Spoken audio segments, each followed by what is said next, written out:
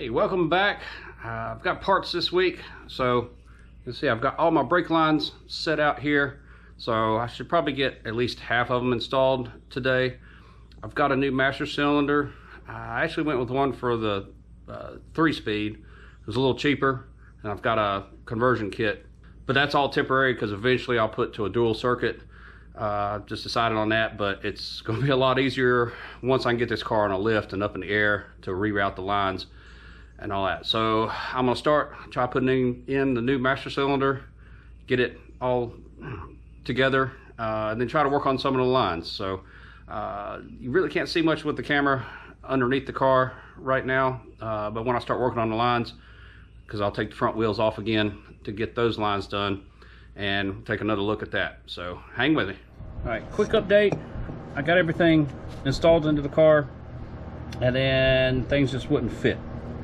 So you got a plug that goes here in place of the clutch pedal, and then that's where the brake goes in. As you see, it's got the little notch on it. On the kit that I bought, it has this that fits into it. So there's a notch on this, there's a notch here. The notch that came on this is wider than the groove on here, so I had to go to the grinder and put it in. Now I've got it ground down and it fits in there, so I know I can take this out with this attached because I've done it before. So I've got a couple things loose under there.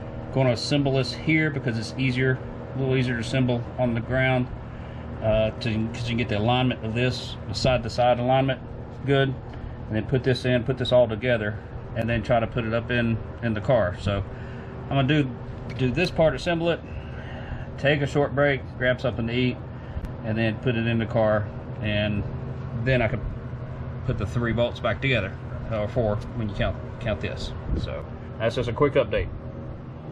All right, went in a lot easier the second time going in. Just want to show you this part right here. That's where the brake pedal from the inside attaches to the other half of the brake pedal. It looked like it's gonna be the most difficult part of it, but actually it's quite easy. As you see, there's little grooves on it, and the other side has matching grooves. So you just snug it up, and then once you snug it up, you can push them into place. They'll lock into place on those grooves, and then you got it aligned up just right. There's the brake light switch there. And then what made this really easy, move it around here, is this right here is for the handbrake, parking brake.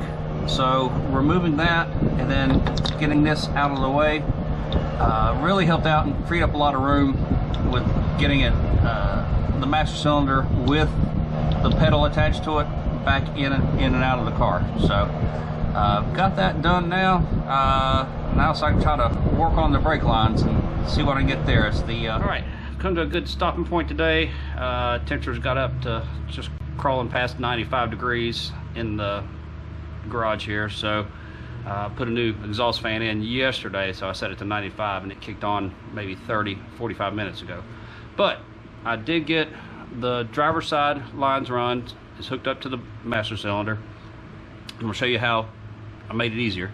There's these places in here where you have a panel like this. So I took those panels off on both sides, gave easier access to move the brake line around.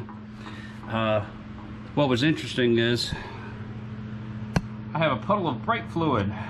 So when I started disconnecting at the T, which is right under here on the passenger side, a little bit of brake fluid came out. Not much, just a little bit. So I've got that's the brake line for the driver's side, and this is the old brake line for the passenger side. So everything they still came out pretty easy, and it wasn't that difficult to take those out. But the T, I've got it soaking in my little parts washer pot, just to clean everything out. So I'm gonna let that soak a few days before I come back and run the line that goes from the T to the master cylinder. That's a bigger line, and then that goes all the way back to the back, and it goes to a flexible hose before it goes to another T, and then that T goes back to both of the rear wheels.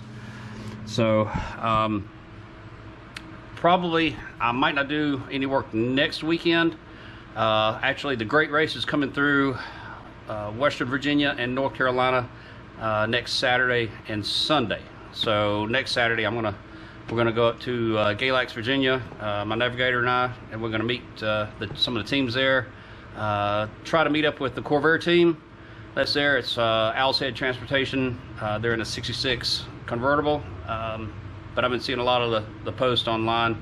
There's some really great old cars there, so we're gonna go up there and kind of meet with them, chat with some of the drivers, get a feel for what's involved in the race. Like I said, it's probably 6 to 8 years away from getting this thing ready for the race, but it's a goal, and do a little bit of work each week and keep plugging away at it. But thanks for watching.